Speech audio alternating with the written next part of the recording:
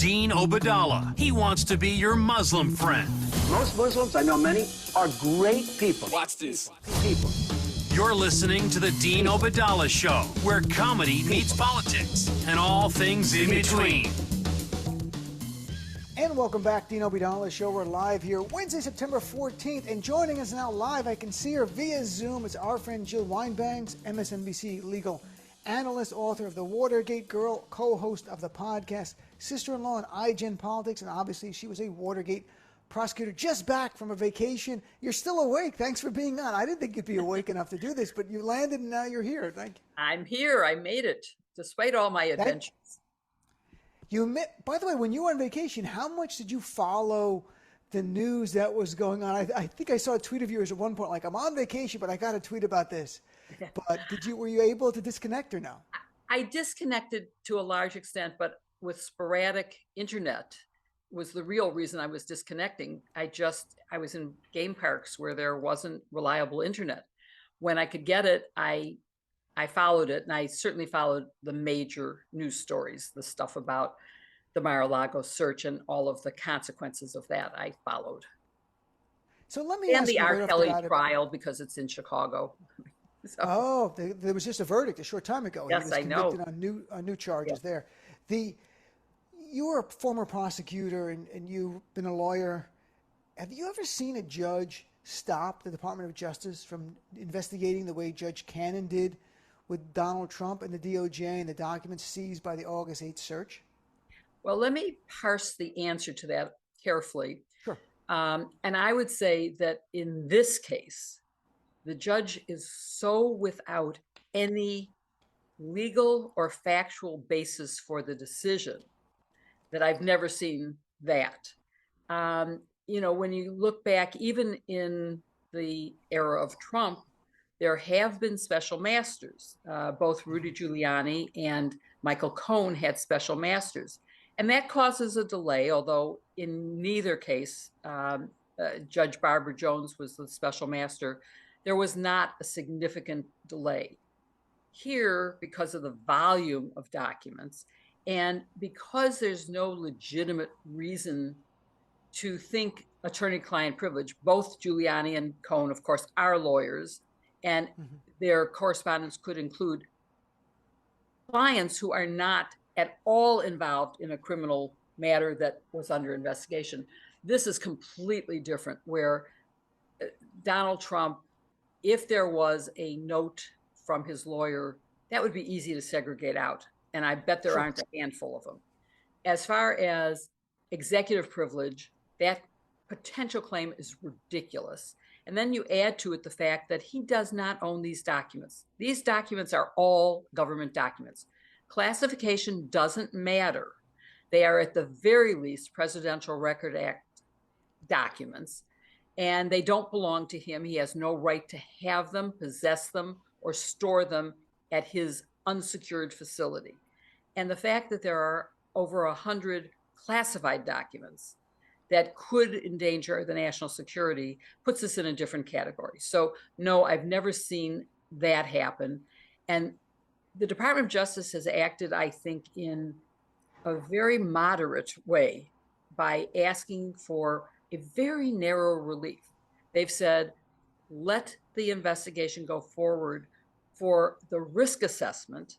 That requires that the FBI and the DNI and other security agencies get to see those documents to determine whether there's something we need to do to protect ourselves or our allies who might have been affected by the potential for some foreign power having seen it.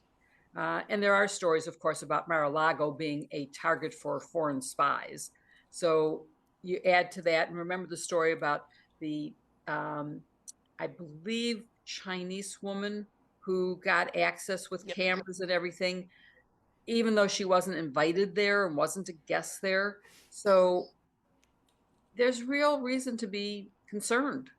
So the answer to your question is no, this would be very unusual circumstance for a judge to have done what this judge, appointed by Donald Trump, what this judge did. Donald Trump gave her job 2 years ago, and she's now auditioning Judicial Idol to be on the Supreme Court or the 11th Circuit. what if during Nixon, instead of having Judge Sirica, they had a Judge Cannon there that Richard Nixon had appointed? And because how Watergate would have been, I'm not kidding, folks, one judge makes that much of a difference, even though there could be appeal, it could be overturned, who knows. But if Judge Sirica was the famous judge who handled the Watergate case, and what if it was a Judge Cannon type of person who was devoted to Richard Nixon? Wow, Dean, that I never thought of that. And now that you've said it, it's all I can do is it's taken away my breath, because it would have been a very different outcome. Judge Sirica was wonderful, and I've recently been in touch with his daughter, who reached out to me. She read my book, and we've had a lovely conversation. She's apologizing for his sexism, his sexist treatment of me, for which I totally forgive him, because he was a terrific judge in this case. He was the perfect judge for this case. And now that you're saying it, I mean, what if it had been someone like Barr, or some who wasn't a judge, but, you know, someone who was willing to pervert the system of justice and the rule of law, or someone like Judge Cannon? It would have been a different outcome. It really would have. We would have, and it would have taken years, because all of the wrong decisions would have to be appealed. And I do think that's in part why the Department of Justice has taken a very moderate position on this, as opposed to, you know, saying all of this is ridiculous. There should be no special master, and we aren't submitting names of a special master until we appeal to the Circuit Court of Appeals, and maybe all the way up to the Supreme Court, although who knows with the Supreme Court. I think they've taken a moderate position in order to avoid the severe delay that could be caused by the appeals, and just say, okay, so do this, let him review the things that don't affect national security. And they have, you know, they both submitted candidates, and the Department of Justice did not object to one of the two candidates put forward. And it's someone who has FISA experience, Foreign Intelligence Surveillance Court, which means that he probably has a very high clearance in the recent past, and therefore could see these national security documents, even the highly classified ones, quite quickly without going through a serious review for clearance. I think it's Judge Deary, right? Here in Yes, New York? correct. He's in the Eastern District in Brooklyn. It's interesting you mentioned Judge Sirica's daughter. You know, I mentioned last time I was reading, and I finished it now, Gordon Liddy's autobiography. Right. He hated Sirica. Oh, my God, he hated Sirica in his book. And he badmouthed Sirica so much, I had to go do research. I was so intrigued by Sirica.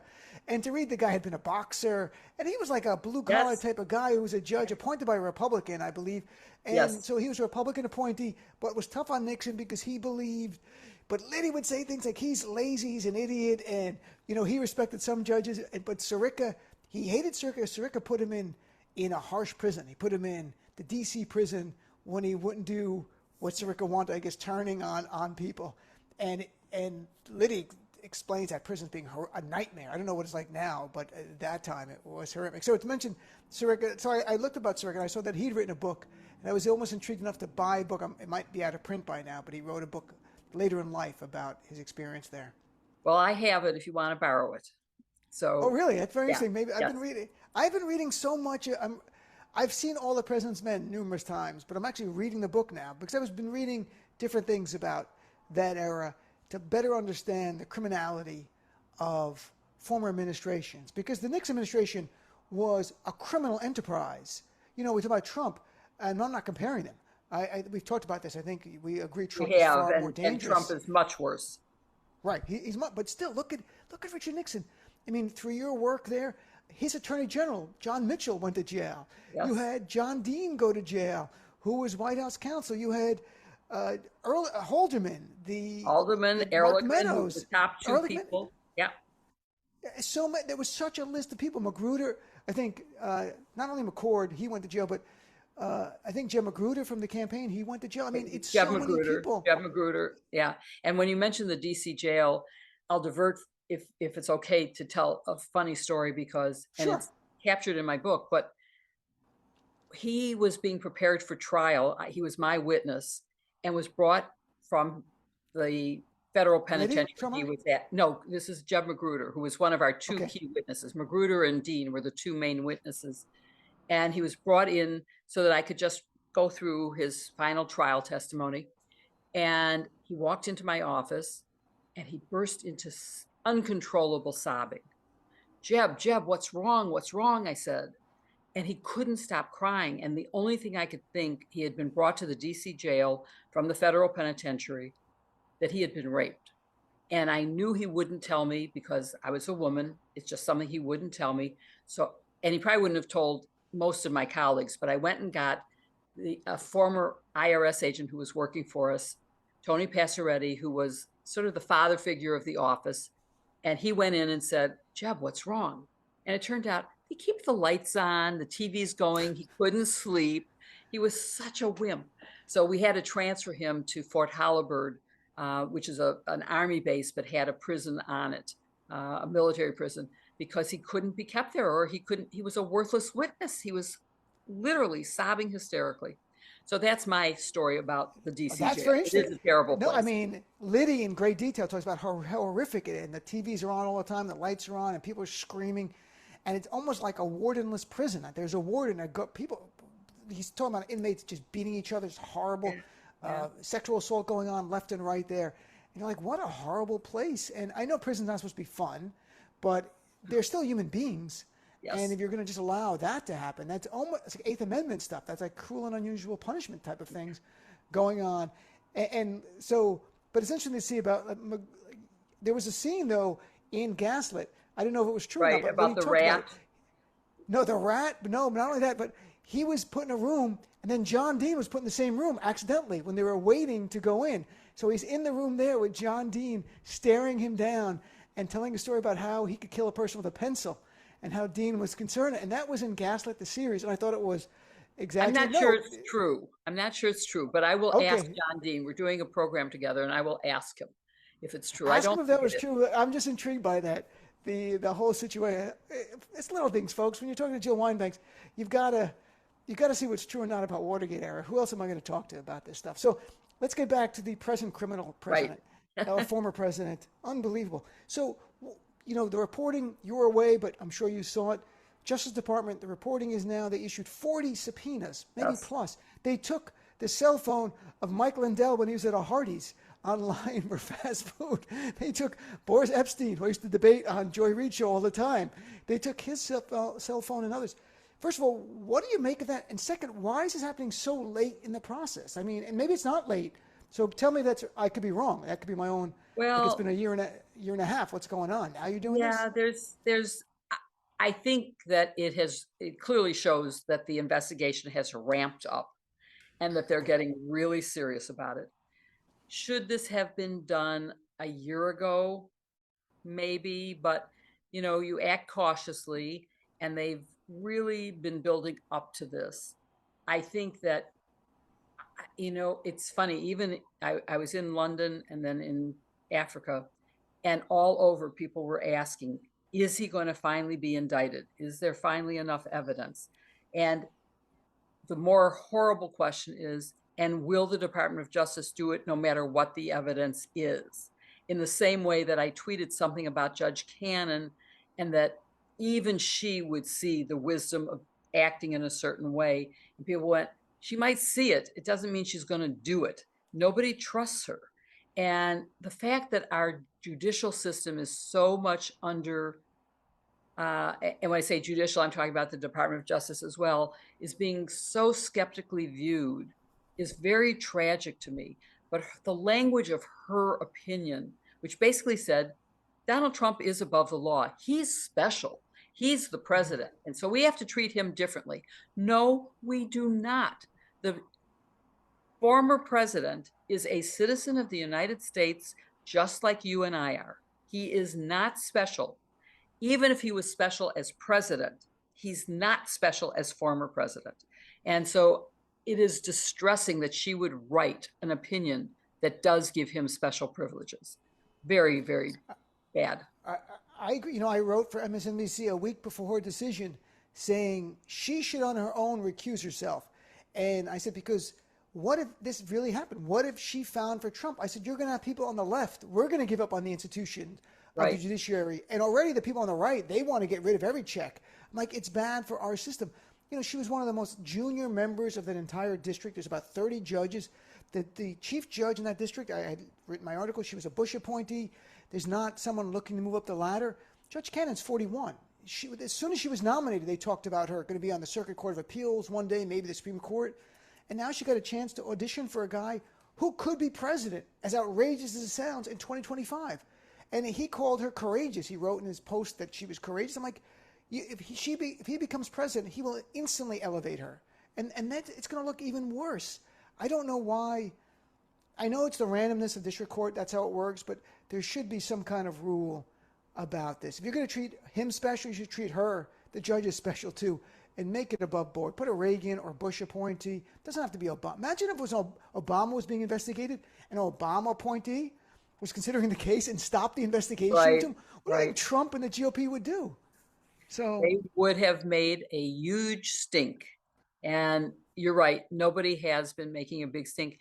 I wish we were back in an era where, honestly, the judicial appointment or the party affiliation of the president appointing a judge really didn't matter. We considered judges neutral arbiters. And the Supreme Court on down is no longer viewed as neutral. It is now viewed as, let's see what result the policy says we want, and we'll figure out a way to get there. And it's sort of working back from, here's the outcome we want. Oh, how do we twist it into something that we can use to justify it? And that's really sad. I agree. And losing confidence in one branch of the three branches of our government is very concerning if you believe in this democratic republic, if you believe in a constitutional republic. And I'm chatting with Jill Weinbank. So, Jill, a few more minutes. I know you just flew in. I so appreciate you being here. Look, we had a really good conversation on the show yesterday, and I want to get your opinion here as a former prosecutor. We're seeing all these investigations of Donald Trump. We're seeing it's heating up here with 40 subpoenas. We're seeing the other one into maybe his super PAC. Was there misleading campaign stuff going out there? And Fulton County, and Mar-a-Lago, and the Senate Judiciary Committee wants an investigation into Trump's DOJ for maybe pressuring Jeffrey Berman. And is there a point where all these investigations, no indictment, is going to make some people go like, this is a fishing expedition. You're just looking for crime now on this guy, as opposed to there's clearly crime and he should have been charged a long time ago. And that's my other concern about people losing confidence, and people in the middle, especially, who might say, well, obviously, if he did something wrong on January 6th, 616 days ago, he would have been charged by now. So it's got to be politics if you wait this long. That's my deeper concern here. I share your concern. I would expand what you said about losing hope in the judicial system, because it's also in the Department of Justice. We had very good examples during the Barr administration of the Department of Justice not functioning in a way that I was proud to say I was with the Department of Justice, the way I was when I was there, and was proud of it. I think that you're onto something that many people, whether they're very involved in Democratic politics, whether they're independents, are going to go, if this man is not indicted for what seemed to be obvious crimes, and we can go back to the Mueller report and the obstruction of justice that seemed very obvious. Now you have, just take the simplest things, the possession of documents, whether classified or not, is completely illegal. He has no right to possess those. Period. End of sentence. There is no justification for his having removed them, for his lying about having removed them, for his lying about still having them, for his lying about saying, I've given them all back to you, and then finding, 25 more boxes of them, not one or two hidden documents, but boxes, cartons of them. So I know that I will be very disappointed in the system of justice if he gets away with it, because I have believed since the time of Richard Nixon that even a sitting president is not above the law. I believed we could and should have indicted him. I believe that had we done so, maybe the message would have been clearer to Donald Trump to watch his behavior. And if not a warning to him, it would have at least eliminated all this namby-pamby stuff about, can we indict a former president? Well, we would have done it, and it could have been done. So we've indicted a vice president, Agnew. Right. So what's different about him than the president? Not much, really. And remember, when he was indicted, there was no law that said how you appoint the successor. Well, actually there was. That was the first time that it was used when Kennedy was assassinated and Johnson became president. There was no vice president because there was no way of appointing a vice president. So that's how it came to be that Richard Nixon could appoint a replacement for Agnew. But anyway, I don't think it's any different. If you remove the president, the vice president becomes the president. That's how it is. So yeah, we would have had a vice president become the president if he had been indicted. You know, you mentioned that there was a certification by Trump's lawyer that we looked for all documents that said classified and we didn't find any. And then they found 3 classified documents in Trump's desk, in his desk, not like behind a wall. And you're like, well, maybe he didn't know. They were in his desk, and others in his office. Just so it's clear. And in the boxes that they were supposed to go through in the storage area. Right. So who has potential criminal liability there? Is it the lawyer? Is it if Trump lied to his lawyer but not directly to DOJ and the FBI? Can Trump still be held criminally responsible for that? I think he could be. I think they can be. I think they can be held liable under the rules of ethics for lawyers. It depends on how carefully they framed their statement. And I believe their statement said, we are advised that. And it's, I was a defense lawyer in addition to being a prosecutor. And as a defense lawyer, I always was very careful to never make an assertion of fact that I didn't know was a fact. If it was something that my client told me, and you have to be careful because you don't want to reveal client confidences and you don't want to waive client privilege. But in certain circumstances, you have to say, my client informs me that, and then you say it. You're not saying it's true. You're not vouching for the accuracy of it. And that's something that you have to be very careful about as a lawyer, that you're not doing more. But for the lawyer to have said, we've made a search and there is nothing, that seems to be a false statement and something that, look, if you can go after Sussman for having said what he said. Michael Sussman, right? Yeah. Robert Sussman. Yeah. Michael. I think it was Michael. Right. And that investigation seems to be ending completely with no significant action, showing, again, it wasn't a deep state. So I was going to ask you about that. But getting back to the other point, though, the DOJ's filing yesterday finally called out this whole game of Trump declassified the documents. Right. Because Trump's lawyers wrote, they give it like a treatise on classification and the president can declassify, but I read it like twice. I'm like, what's missing is a sentence saying, and Donald Trump actually declassified this, and here are the dates, and here's an affidavit. So finally, DOJ in their filing yesterday wrote, Trump does not actually assert, much less provide any evidence, that any of the seized records bearing classification markings have been declassified. Is this because lawyers are doing their best not to be disbarred? Because if they lie to this court, like Rudy Giuliani, there's a lesson there. Rudy lost his license. They know they could lose theirs. Exactly. And they have to be careful. And in this case, there is no evidence. When I say there is no evidence, if there is, nobody has presented it. And the only one who could present it would be Donald Trump and his lawyers. So Donald Trump would have to tell his lawyers what the evidence is. They'd have to believe it in order to put it forward. They can't just go spreading QAnon theories and other stuff, which is what, basically many of Donald Trump's past lawyers, including Giuliani, have done, is to just repeat anything and everything or to make up things of their own. And that is a danger in a court document. And so I think this is a better caliber of lawyer and they're being more careful. And so they haven't said he actually did it. And from reporting, it seems that there is evidence to the contrary, where some of his staff are saying, never happened. He didn't declassify anything. And there was no standing order, which is what he's saying. Anytime I remove something from the office, it became declassified. If I took it upstairs Magic. to the residence, it became declassified.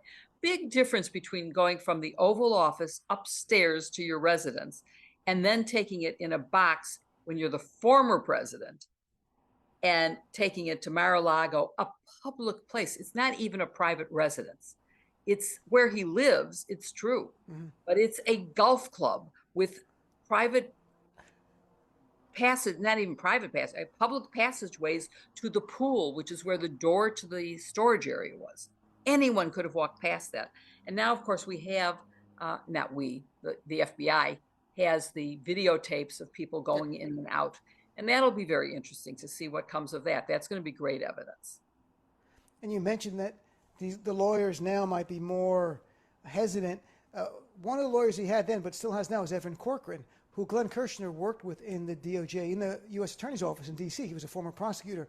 So I noticed that in the document certifying that we gave all the documents, he didn't sign that one. It was Christina Bobb, Right. the former OAN anchor. So I think Evan Corcoran is like, I'm a former prosecutor. I'm not signing anything, because he's not an idiot. You don't want Right. to sign away your career. So the last question here So Corcoran and Trustee both have had very good reputations. And Okay. I think they want to protect their reputations because this isn't going to be their last case unless they screw it up badly. And that's exactly it. There's no need to make this your last case as a lawyer.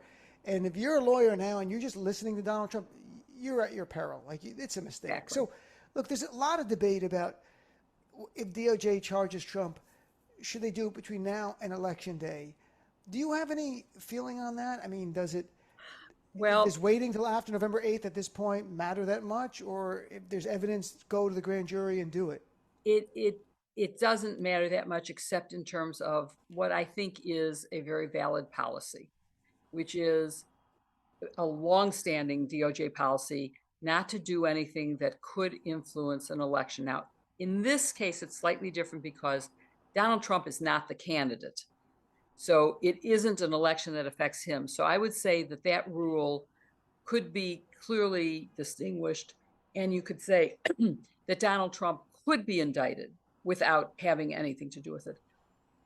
But we're getting really, once Labor Day happens, you get into serious political election time. And would it matter if he were indicted or not indicted? Would it influence the election? People who believe he should be indicted aren't going to change their votes. People who believe that he shouldn't be aren't going to change their votes. So I don't think it would actually affect the outcome.